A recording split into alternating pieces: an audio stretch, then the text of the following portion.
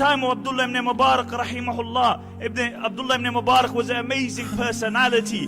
Out of all the imam, the only imam who was never disparaged was Abdullah ibn Mubarak rahimahullah. One year he would do jihad, and the next year he would do hajj. He lived in a place called Merv, Central Asia, and he would travel every other year for hajj.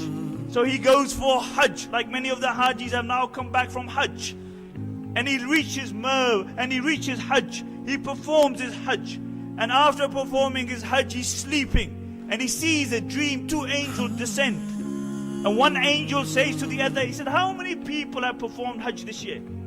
He says 60,000. He said, how many people's hajj has been accepted? He says, not even one. Not even one. Besides one man called Abdullah ibn Muqaffal, a cobbler from Damascus.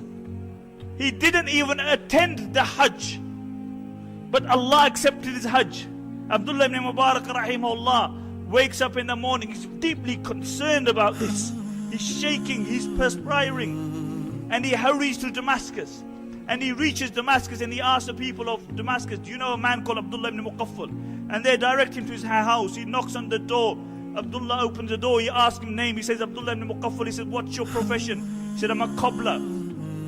So he says to Abdullah, he said, I want to ask you a question. I saw a dream, and I want to ask you about this dream. So he relates the dream to him. And Abdullah ibn Muqaffal says, I'll tell you, I am a cobbler, and I had a deep desire to perform hajj, but because my income is very little, for the last 20 years, I have been saving up to perform hajj. For the last 20 years, I've been saving up to perform hajj. And this year, I had enough money to perform hajj.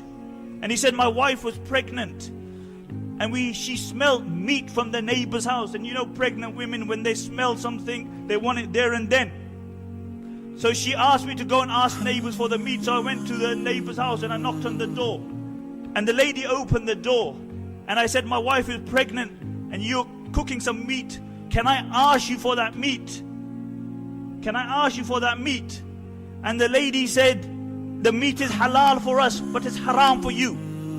And Abdullah ibn Muqaffal said, how's that? Halal for you and haram for us? And the lady said that for many days my children have had nothing to eat. They've been starving.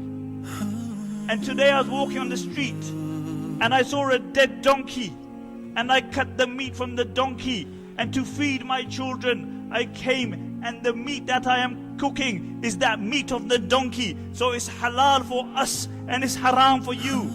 And Abdullah ibn Muqaffal says, I went home. I bought all the money that I had gathered for 20 years, and I gave it to this lady, and I said, this is my hajj.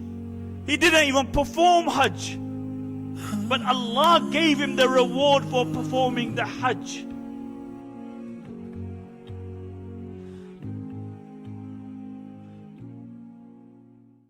Isn't it so funny how we all walk around, never even thinking of the days under the ground, the drive and ambition taking over our lives. For this world, for the fame, for the power do we strive.